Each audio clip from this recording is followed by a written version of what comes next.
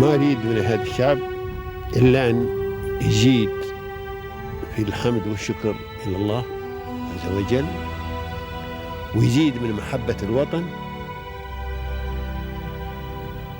ويزيد من العمل ومضاعفة العمل لما يسعى فيه من خير له وللدولة والأهل. هذا اللي أنا أدوره من الشعب، وربنا إن شاء الله يوفقنا جميعا على ما يحب ويرضى.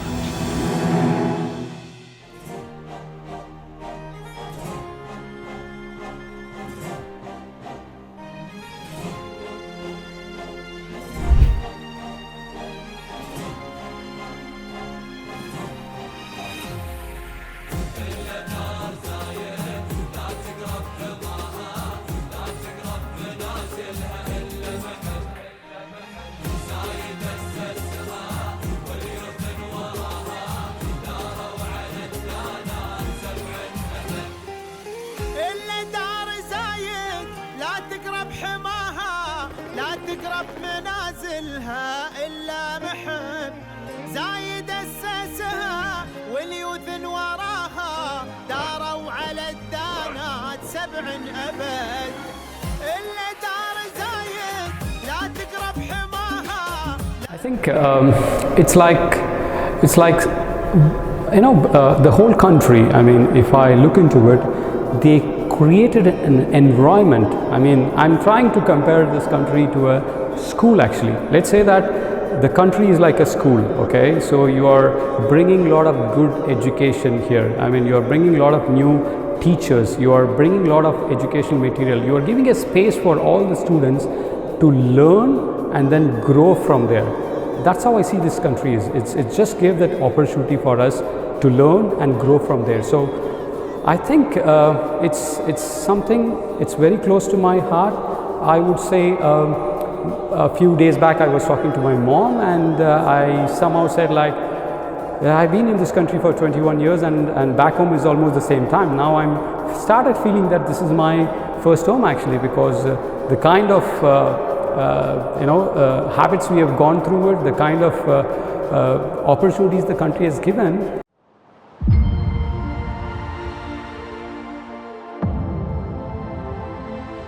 Welcome, ladies and gentlemen, to your favorite program, Pairs of Union, which invites the most successful people here in the UAE. Today from Dubai with Mr. Selvam, the founder of Power and Cooling. Welcome, Mr. Hi, morning, how are you? I'm fine, thank you so much. So, Mr. I'm so pleased to meet you today. Yeah, I welcome you, Rama, and your team as well, actually, and taking your time to be part of this session. So, thank you so much for being here. Thank you, sir. Okay. So, sir, today we'll talk about your experiences, Right. your career here in the UAE and Right. before coming to the UAE. That's why in the beginning we need more details about you to present you to everyone. We need to inform the audience who Okay. is Mr. Tamim.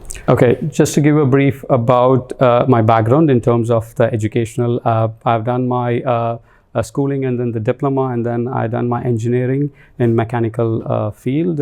And I worked in this part of the world for 22 years at the moment. The first 10 years I was with a couple of companies, and after 10 years everything started, then I moved for the entrepreneurship. So yeah, the whole experience in this part of the world is 22 years. Out of that, 11 years is in entrepreneurship and 10 years with a couple of companies.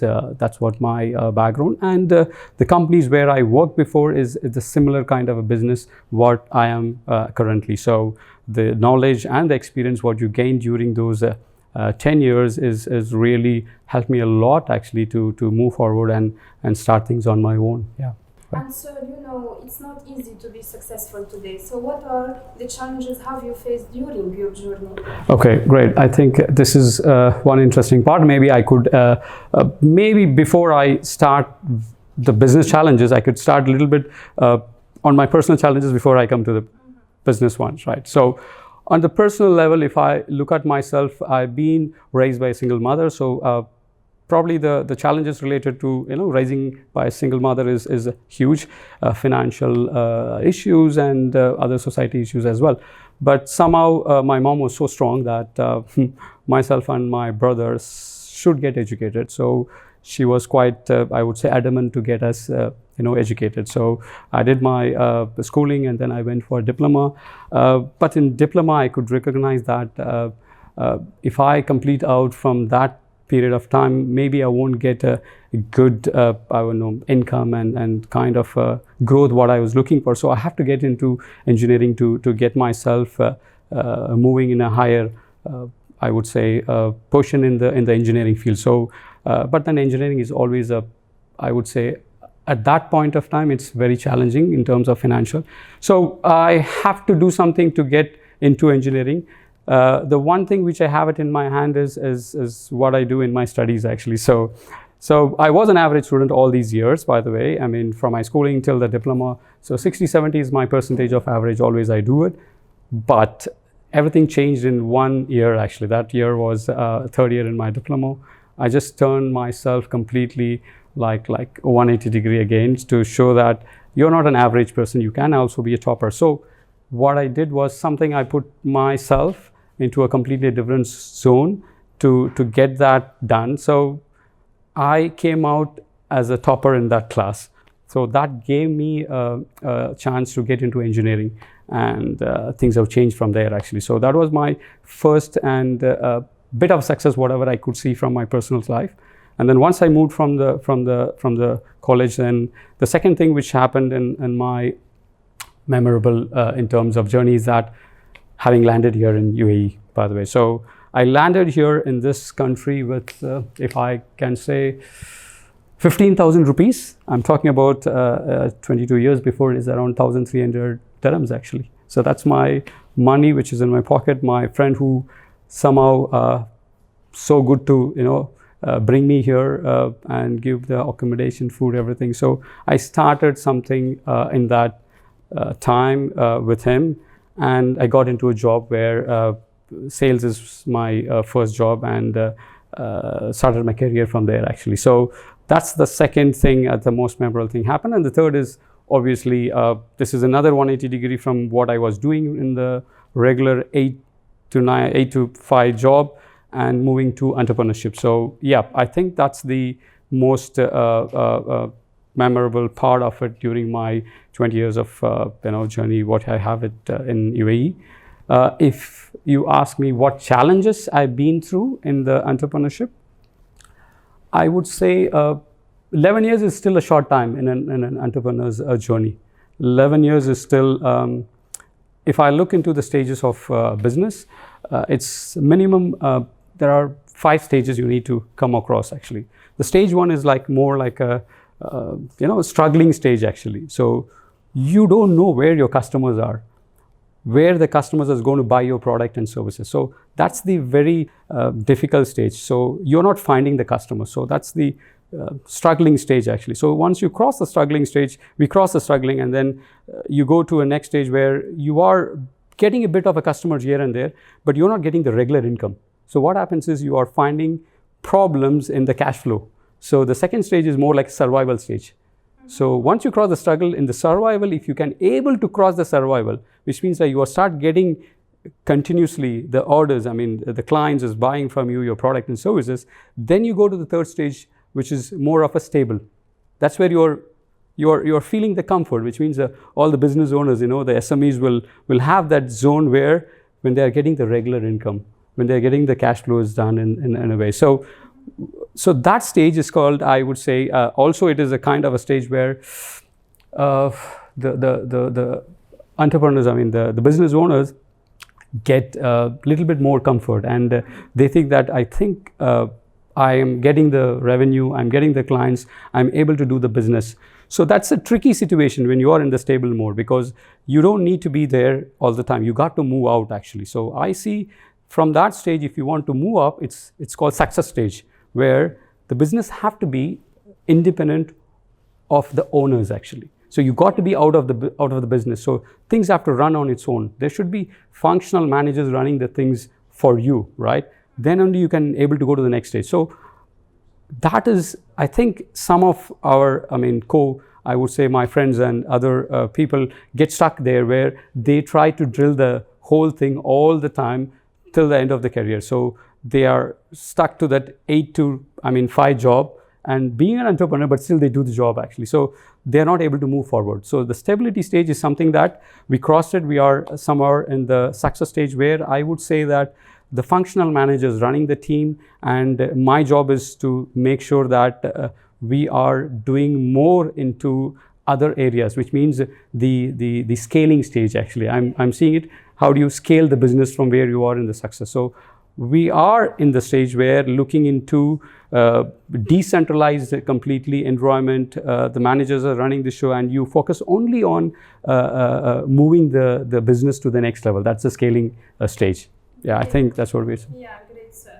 And sir, to overcome these challenges, I think that your mother was the first Absolutely. Supporter and was the first person Right. who have helped you during Right. your journey. So, who are the rest? Who are the other supportive Okay. persons who have inspired you during this long journey? Okay, I think that's. I think I should remind a few people actually in that for sure.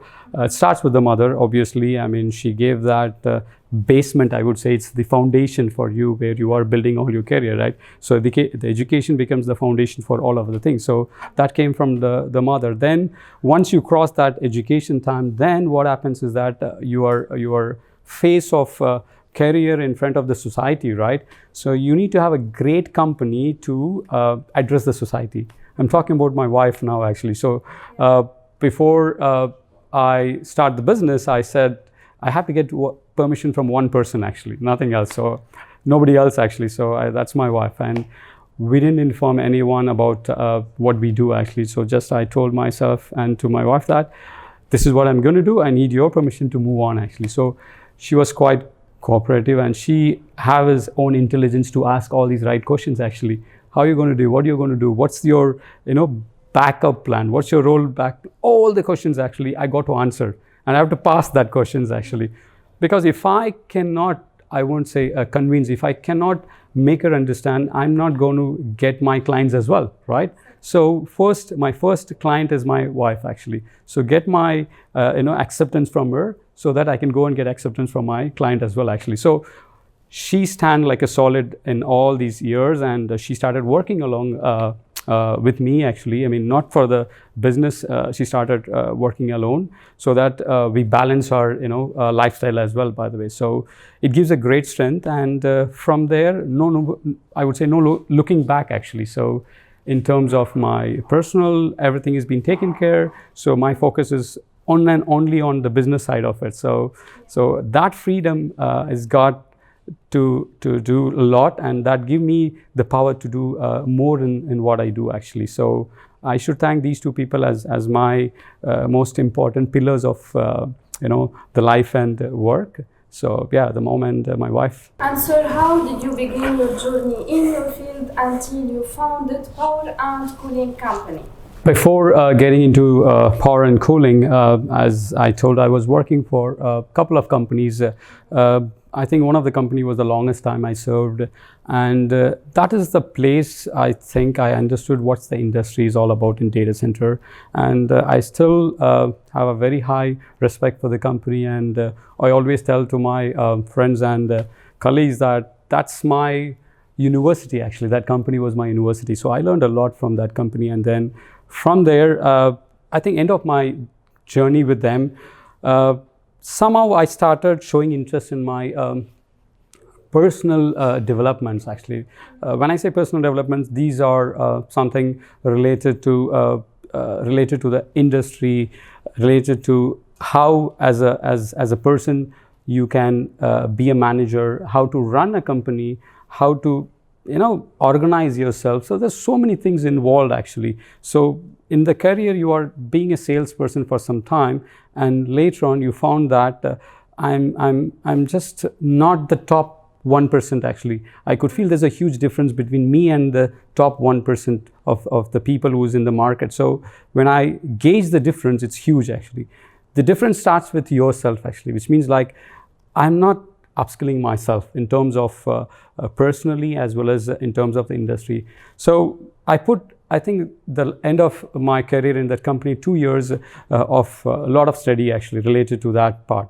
So when I go through the process, I gain a lot of confidence actually. So that triggered to a point that now you got so much of information and you had so much of, I don't say it's a complete knowledge, that knowledge turns out to be a confidence building for you. So at that point you said like, okay, I have this, I have that, but I want to use this one somewhere. So I have to have a field to use it. It's like a kind of a playground. You've been practicing inside a small, room, but now I want you to go out and play the game what you want to play. So I want to experiment myself actually about the skill and knowledge what you have learned yourself, right?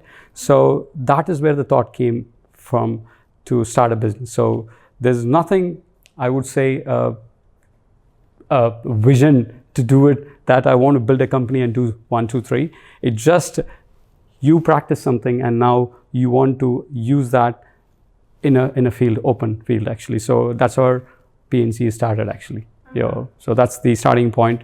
Why should I move here actually? Yeah. And sir, power and cooling is known by its quality services and customer care also. So what are the variety of services that you are providing today to your customers? The services that we offer now for our clients is that a client is ready to build a data center. Yes, we are there to support them right from the beginning of designing a data center related to the infrastructure, the power, the cooling, the sizing of the whole facilities required. So we engage them with the designing stage of the client. That's one part of it. And then once you build that, then you move to operation stage actually, where you got to maintain the systems as well actually. So we are being there with the client to do that as well. So to maintain the system. So to put together, we design the system as first part actually, then we operate it and then we manage it as well actually. So it's a cycle where we complete from the start as a design and we completely manage the whole environment actually. That's what we do. So as a service we provide. So in that journey, we are providing the equipments related to the data center, which means the power equipments, the cooling equipments, the infrastructure equipments, all the things related to that. We do that. So it means like one-stop solution to build an environment, infrastructure for the data center. That's what we do as a company. And sir, how do you see your difference from the rest of your colleagues, and what is the secret in that? You are asking me as a secret. I think there's no secret actually. So I see this whole, let's say that this whole universe is having all the information. It depends on the person, what they ask for, what they look for, right? So that's how everything begins. So in my way, I mean, on my own belief system and what's my experience taught is the first and the foremost, which I see as my habit actually, not secret, it's an habit, like openness when it comes to business, when it comes to, with the team. We are a company more open to discuss all the things related to the difficult discussions or uncomfortable things, everything somehow we bring it up actually. So keeping that openness within the organization give more, I would say, transparency, and it looks like we are able to connect with the team with more compassionate manner. So that's my first thing which I would see the difference which I see from rest of the team members or the others actually, I would say, from the industry. The most important and then second important thing which I see is that eagerness to learn. So I feel I am a student of learning all the time. So what I'm doing right now is just because of my eagerness to learn, keep learning. So every single day you find something actually, and every walk of a life you will find someone to teach you. So that's one way. And the second thing is you do your self-improvement in yourself actually. So the eagerness to learn makes a huge difference as well. So the company to grow, the top have to do something, which means like the business owner or the person on the top, the manager, have to be learning something new, something in their own way actually. Then the rest of things follow. So eagerness to learn is something that I think I started doing it 22 years before, and I'm continues doing that actually. So that's another part. And the third part which I could see is that the consistency. So whatever I do in those two areas, I keep doing it consistently over a period of time, whether it comes to myself, with the family, or with the office. So there is a consistency in terms of what I do. So when I say consistency, is like, when you keep doing things for a certain period of time, the benefit gets compounded, and the compounding is they call it the eighth wonder of the world, right? So you don't believe what happened. You have done something very small step over a period of time. So that's what we did here as well. Actually, it's not something drastically we changed the whole industry. We did very small steps over a period of time, and we did it over a consistent. So that changed the whole thing actually. So I call it, I think, the eager to learn, openness, and being consistent in what you do. It made all the difference during these years. That's the difference, maybe. Yeah, and of course, sir, you have your own strategies to manage your own business. So what do you aspire to? Do you have a specific ceiling? Okay, so what I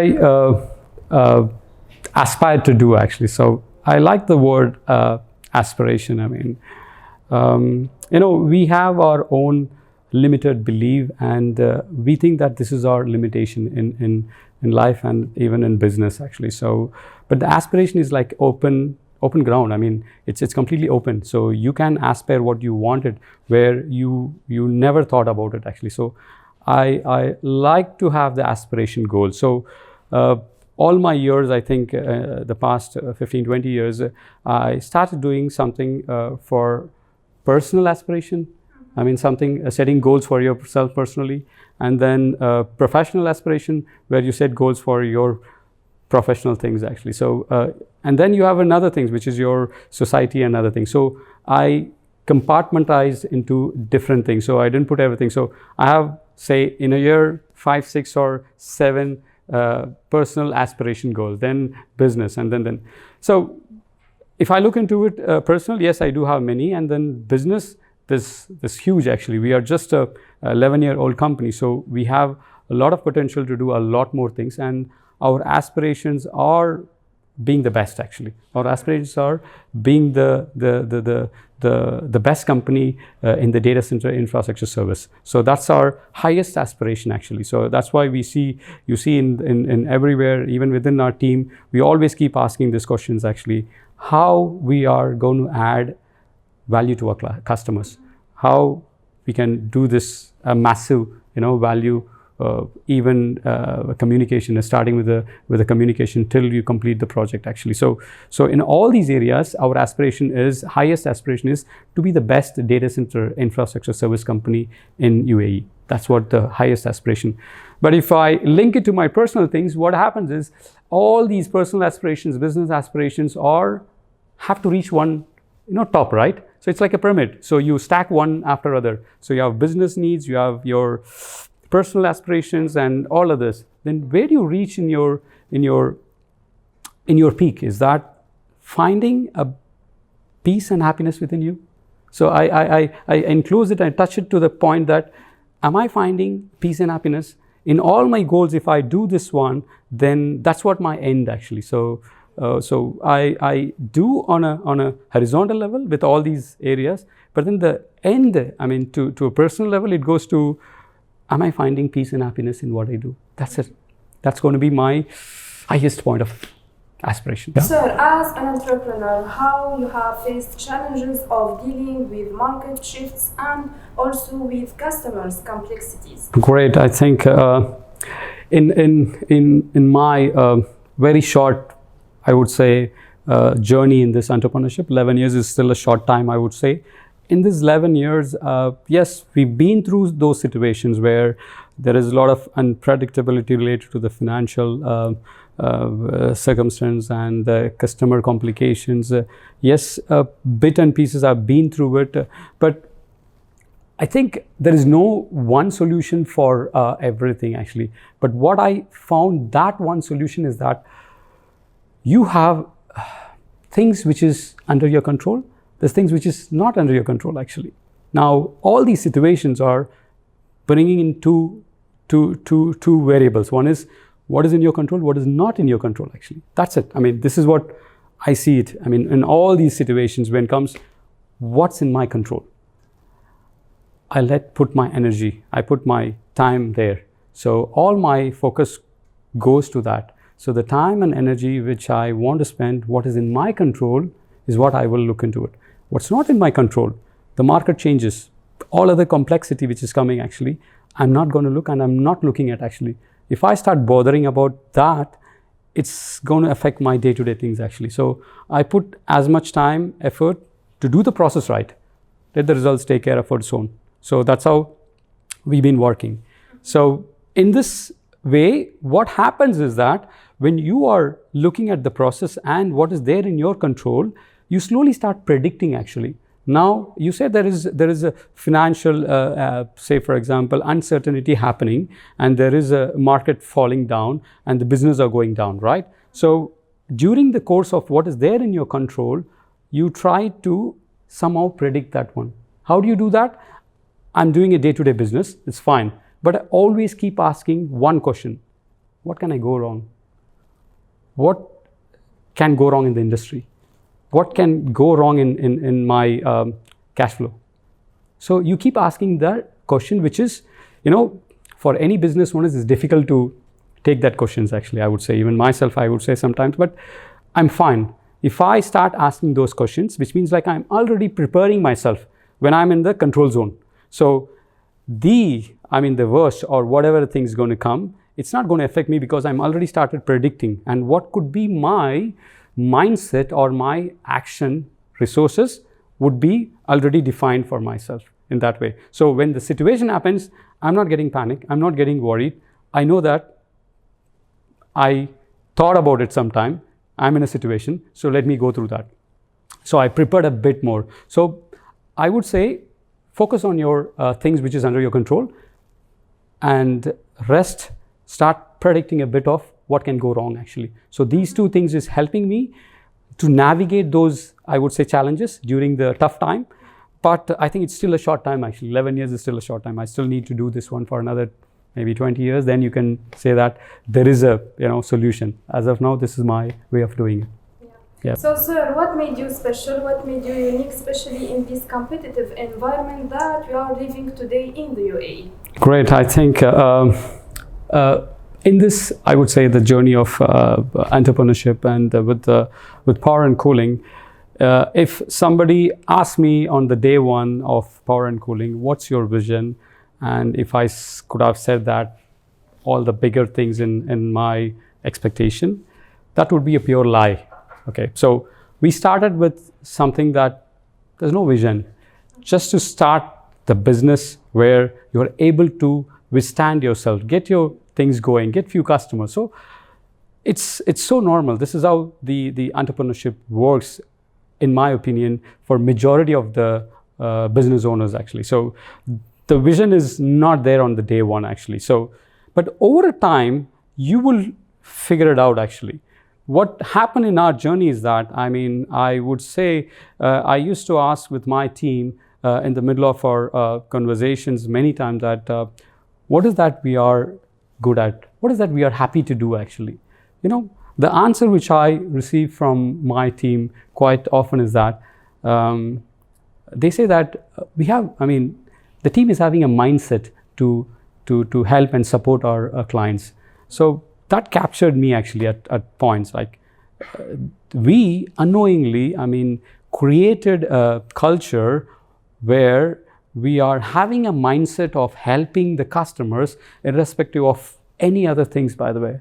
The contracts, the money, all the things will be the second part of it. The first part is, how do I support them actually? How do I get my customer out of that critical situation actually? So that's what the whole team was able to bring it out actually, and they were doing it consistently over a period of time. So when we found what is our strength and what is our, I would say, the interest and you come to work in the morning and you are happy to do this again and again, right? So that was the mindset of the people, mindset of the team actually. The culture within the team is trying to help. So when we got to that, then we said like, okay, this is only group of people. bunch of people. We have many people, right? Our team is a huge actually, but it is only happening with few of the people actually. So how do we get this one till the last person in the team actually? So then we started looking at how do we make our own constitution? How do we write our own constitution? That's how we come up with our principle, the way. So I think you will see in our walls as well actually. So we have something called mission critical mindset actually. So this is the environment what we are as a data center. It's a mission critical environment. So that's how the industry calls it. It's a mission critical environment. Imagine if the server is down and in a healthcare industry, okay, it is critical for a life. Imagine a server is down in an airport. You cannot fly. You know, imagine the same happen in the financial segment, the banking. Transactions cannot happen. Imagine it is happening in your social media. You cannot send messages actually. So it is one of the most critical space where we are. So we said like the mindset have to be something correlate to that environment, which is mission critical environment. So what we start doing internally is that the first thing when you want to have such a mindset, you have to have that urgency in terms of how fast you are responding to the situation, right? So always have to have a sense of urgency. So that's why in our mission critical mindset, we put 3 pillars actually. The first pillar is agility. How fast you are, how much urgent you are in responding to your customer, client, right? So that's the first pillar actually. The second pillar comes with the most important thing actually. You are able to respond actually quickly, but then the person or the team have to have that competence, right? You should be able to do the job. Otherwise, what's the point of reaching there and trying to help your customer? You should be able to swim, right? Then only you can take the people or get the help to another person who's drowning in the water. So we have to send the right team or the person actually. So a competency is a very important thing actually. So the second pillar is our competence actually. Then after you have the competence, the most important and another pillar is that accountability. So now I'm there with the client, I have the competence to do the work, but at the same time, after I complete everything, I should not say that this is not part of me because somebody else did something. So this is not, my scope. So there are always things which comes from the outside. So you got to be accountable for that environment. So when I sending a team or a person, they cannot come back and say that, sorry, I could do what I do, but then other things did not work actually. So you got to be accountable in the area around. So that's another important, I would say, a pillar in this. So the mindset carries these 3 pillars: the agility, the competence, and the accountability of the team members. If we do all these 3 in integrity, in full integrity, then that's what the whole mindset of a mission critical team actually. So we are growing this, we are getting into the deeper and deeper on this actually. So I think we say to our team, this is how we act all the time. So that's our principle in terms of working in this environment.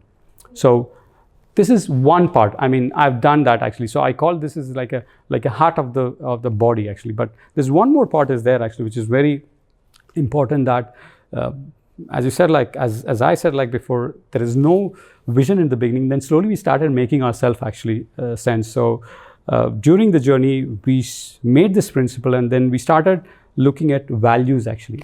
So the companies, I mean, in my experience and in my way of looking at it is that the products keep changing in a company. The people keep changing in the company, right? But the company still goes a long way, right? What is that ingredients or what is that secret of the company which is traveling a long distance, even though the people is leaving, even though the product is leaving actually? What is that? And that is nothing but the value system. What the company value actually, it makes difference. So if you say your principle is like a heart, the value is like your breath actually. If you don't have breath, the company is done, right? So we made, I would say as a team, we made ourselves this value system actually. We call it in simple words, a DC toss. DC toss, you will see in our walls actually. So the DC stands for delighting the customers in a massive, by adding massive value to them actually. So the first DC stands for delight your customer by adding massive value to them. That's the first thing actually. Then TOS, the letter T stands for the team. It's our responsibility to make sure that they are getting the right financial benefit, they are getting appreciation inside the team, and it's my job to show them the growth and possibilities in the career growth inside the organization. So that's the second thing stands for the T. Then we have O, TO. So this is very important because if the company need to run, they have to get a healthy ROI, I mean return of investment, right? So you got to have a profit-making business model. So that's very important. So we also have to give value to them actually as investors. That's another part. Then the last two letters, S and S. So the first S is supply chain. So the supply chain is important, but then I could see it is taken very lightly in the industry. Because I'm buying material from a supplier or taking some service from them, and how do I deal with them is making a huge difference, because my outcome is based on these ingredients. They are the ingredients. So if I can able to do a win-win situation for myself and with the supply chain, then it's a great collaboration. So we make sure there is a win-win happening between these two teams actually. So my supply chain is the S stands for. And the last S is something that we added lately, is about the sustainability. Why it is important? In the data center industry, the environment what we are the most highest power consumption. We consume a lot of power in a very small space actually. So when we do such a massive power consumption, we got to be having the mindset of conserving it, doing it in a better way actually. So sustainable way actually. How do we do it? There's a lot of technology, there's a lot of things can be done in that environment. So you have to be focused on giving the customer the solution where it is quite sustainable. It's just not that, okay, the customer is having a budget, let me go and do the over designing. No, those days are gone. Now we are in a world that how sustainable we are makes a huge difference. UAE as a country is pledged to do this 2050 carbon neutral actually. So we are all part of it, and we are the highest, I would say, contributor to reduce the carbon footprint. So it is our job to make sure that we do the right design, we do the right approach to the client, we do the right solution to the client. So that's where we made ourselves, our value system stands for DCTOS. Delight the customers, take care of your team, take care of the profits, take care of the supply chain, and finally take care of the sustainability part of that. So in this whole environment, we stick to this process, and we make sure everyone understands this one as it, not just putting in the wall or talking or putting in your website. No, it have to be implemented. It have to be there. So we make sure that there are certain things goes behind the scene to make sure we are in line with that actually. That's my job. And sir, how do you leverage the latest innovations and technologies to maximize uptime and reliability, and also to enhance sustainability and to provide top services to your customers? Great. I think it's a long question, by the way, to answer. I think I would like to give a bit of a brief before I go into that particular specific question, answer for that. The last 20 years in the data center industry, there's been a huge shift actually. It's not just a small, it's a major shift has happened, by the way. So, just look at the things what we do actually. In 2010, for example, the internet users were like 1.9 billion out of 6 billion, 5.8 billion, it's around 25-26% of people were using internet, right? In 2025, we are in, what's time, what is it? It's, the population is close to 8.2 billion. We were around 5.9 billion actually. So the internet usage has gone up from 27% to almost like 65% actually. So the kind of, information, I mean, what happened during this time, because of majority of them started using this internet. So the data which you are collecting, which you are consuming, it's become like, it's unimaginable right now, and it's still a starting point. It's just still a starting point. We are not gone to the peak actually, just still a starting point actually. So in 2010, we are at 2 terabytes, zettabytes, they call it, right? it's zettabytes, yeah. So it went to 2020 around 81 zettabytes. And now I think we are looking at 2025, it's around 181 actually. So, I mean, it's like, when I say zettabytes, it's like 10 in the power of 21 zeros. So you put 10 and put 21 zeros actually. That's the number of bytes you're talking about actually. So it's a massive amount of data which has been getting processed actually in this. So it's like from 2010 to now, it's a 90x.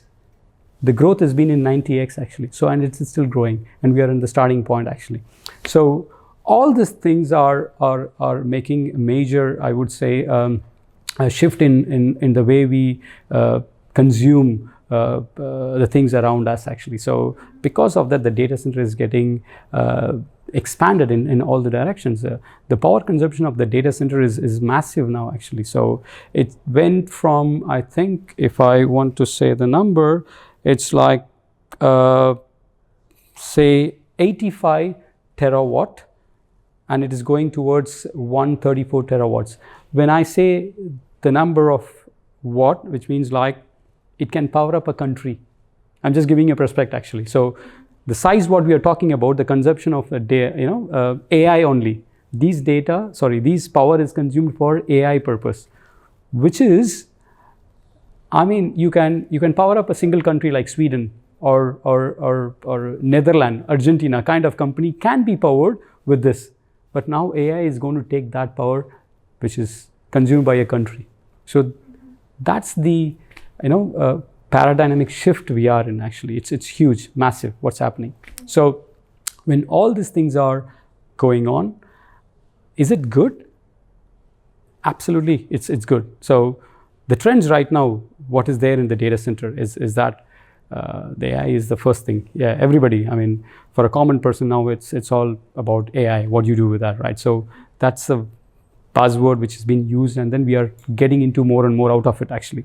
So AI is the first thing which is happening. The second is computing actually, which means like you are processing a lot of things actually at the end of applications where you need a faster processor, meaning that you have a lot of edge computing coming up actually. That's the second thing which we see. And then the sustainability part of the whole environment. So that's another trend where we as an industry trying to do how good we can build this one. I mean, in line with the growth, what's going on. So that's another part which is really affecting the whole system. The growth part, how we can be sustainable actually in the growth part. Then, not the least, the hyper data centers actually, which is growing. In UAE itself, we are almost like 12 to 15 hyper data centers, which means like the massive, bigger data centers who's giving services for all these regions actually. So that's another trend moving on. And finally, I mean, even the contributors like 5G, 6Gs are, also putting a lot inside the data centers actually. And last but not the least, the automation, which is happening in the industries actually. So there's so much of automation happening in the industries, and that load is also coming to the data center. So if you look at it, the trends are huge in this area of data center. And the question we are trying to ask, how good is it for the whole economic growth of the country? To be honest, what we see is that there is impact on the GDP. There is a substantial numbers goes to this one, and that impacts the GDP growth. Second, this employment actually.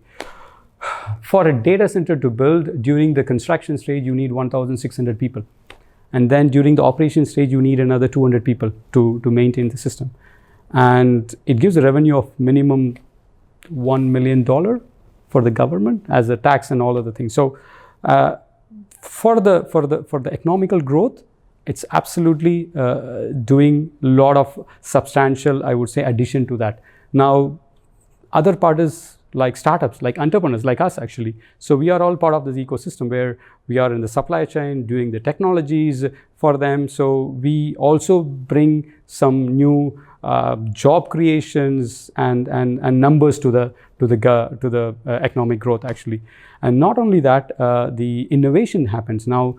The data centers are teaming up with in universities, institutions, to develop R&D for their own customized solutions as well actually. So in overall, the trend which we are going in as a starting point of the massive disruption is happening, and it is good for the I would say the whole ecosystem, and it's driving the economy of the country as well actually. So that's the very high level of what's happening actually. So now look at all the things, I mean, whatever we said about this, so many stakeholders around these data centers, right? So, and we are right in the middle actually. When I look into power and cooling, we are just right in the middle actually. So if we talk about all these stakeholders, to have this data going seamlessly, processing all these informations without any challenges, without the boundaries, and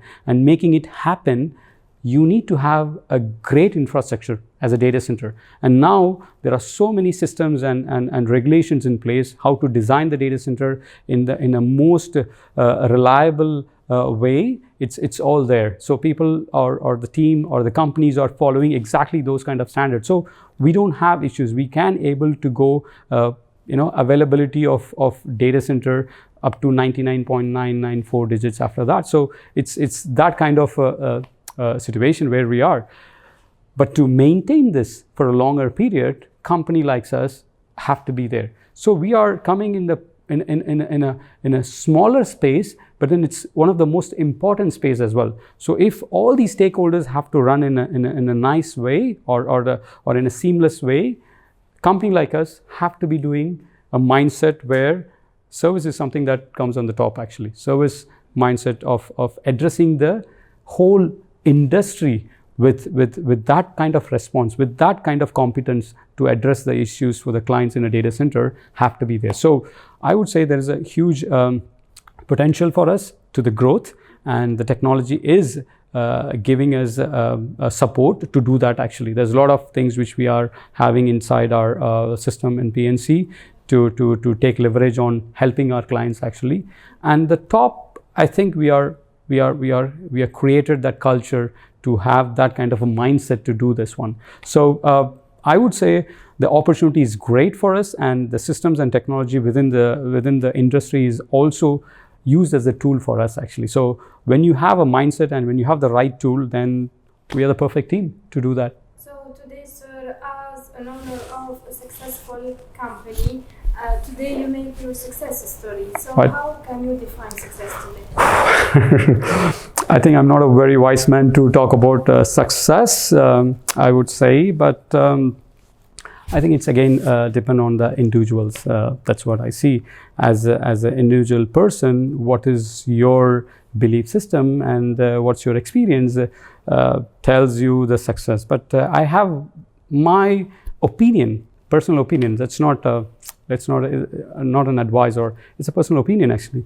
I could see that the success cannot be defined in one dimension actually, and you cannot be compare the success with one person to another person because the expectations and your happiness is different from me actually. So the likes and dislikes of you is likes for me actually, right? So you cannot compare what you achieved and that is success, and what I achieved is less success actually, right? So the success have no comparison line.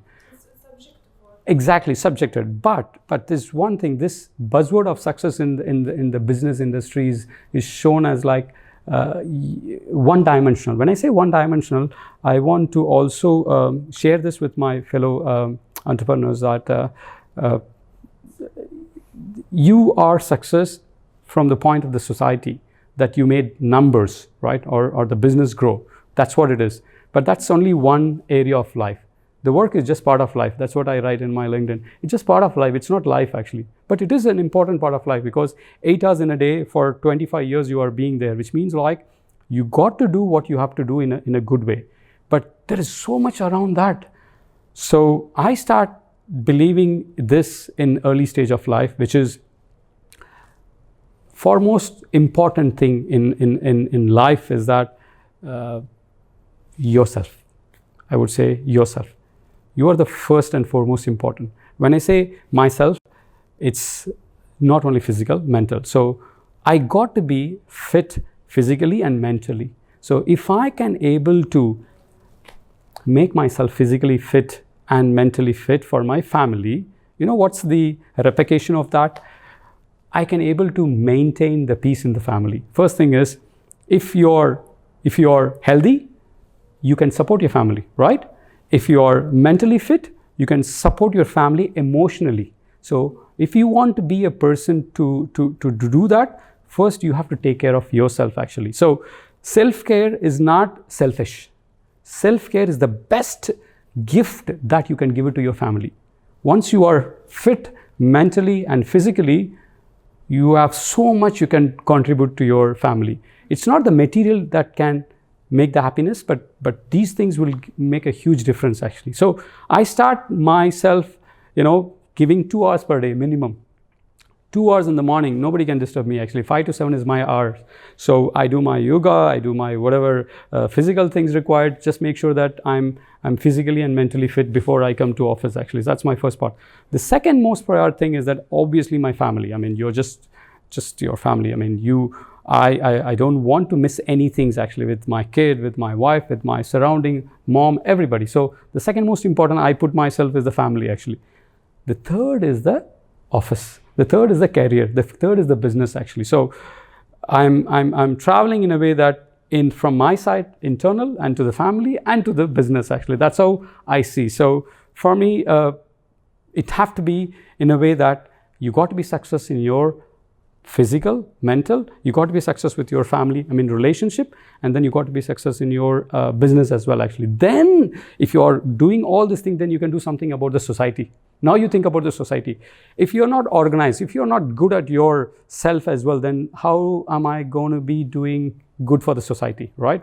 So I place myself as much possible to have this priority starting from myself, then to the relationship, and then next to that is the business or the work, and then the society actually. So somehow I'm trying to be within this actually. So in a day you have 24 hours, and you make sure that all of this are covered in that 24 hours actually. So not only business all the time. No, I don't want to be a person completely burn out after 10 years or 20 years where you made an empire but then you don't have a health and you don't have a relationship. What's the point of having a life like that actually? So I somehow put this as my personal principle actually. I'm not suggesting, but then it's my personal way of looking at the life and looking at success in multi-dimensional and not one-dimensional. So that's what I would like to share. So sir, the UAE has for sure contributed to your success story. What is your appreciation message you would like to convey through our visit to the UAE and its rulers? I think it's like the whole country. I mean, if I look into it, they created an environment. I mean, I'm trying to compare this country to a school actually. Let's say that the country is like a school, okay? So you are bringing a lot of good education here. I mean, you are bringing a lot of new teachers. You are bringing a lot of educational material. You are giving a space for all the students to learn and then grow from there. That's how I see this country is. It just gave that opportunity for us to learn and grow from there. So I think it's something, it's very close to my heart. I would say a few days back I was talking to my mom, and I somehow said like, I've been in this country for 21 years and back home is almost the same time. Now I'm started feeling that this is my first home actually, because the kind of habits we have gone through it, the kind of opportunities the country has given, I can say one point of time it becomes our country in the first place actually. And so I think for that the great visionaries of all our leaders, I have to thank them from my bottom of my heart. And it not changed one person like me, I think the country has changed a lot of individuals like me, and including myself. I could see now a team of 40 plus, so it changed the life of 40 plus people in my own eyes actually. So I can't just say thank you, I have to be grateful for my entire life actually for this country. So thank you for that. Thank you for the UAE. Thank you for everything. Thank you so much, sir, for this meeting and for these informations. Yeah. It was my pleasure talking with Pleasure. you today. Best of luck. Pleasure, and it was so good, and you patiently handled everything. So thank you so much for that and for your entire team. Thank you. Yeah, Thank you. so much. Yeah. Dear audience, this is the end of our episode. Watch us next week. Goodbye.